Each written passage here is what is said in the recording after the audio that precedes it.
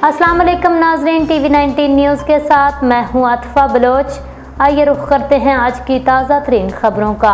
जमील अहमद भट्टी ने अपने वालिदैन के साले सवाब के लिए जेहलम पासपोर्ट दफ्तर में अवाम के लिए इलेक्ट्रिक वाटर कूलर अतिया कर दिया।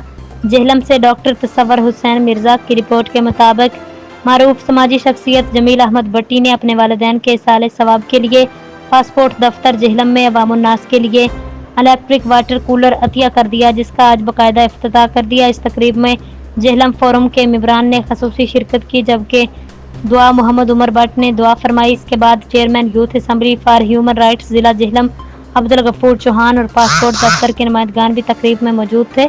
याद रहे, इससे कबल भी लातदाद तालीमी इदारों जिसमें स्कूलों, कॉलेजों, तलबा तालिबात के लिए इलेक्ट्रिक वाटर कूलर और फिल्ट्रेशन प्लांट भी अतिया कर चुके हैं।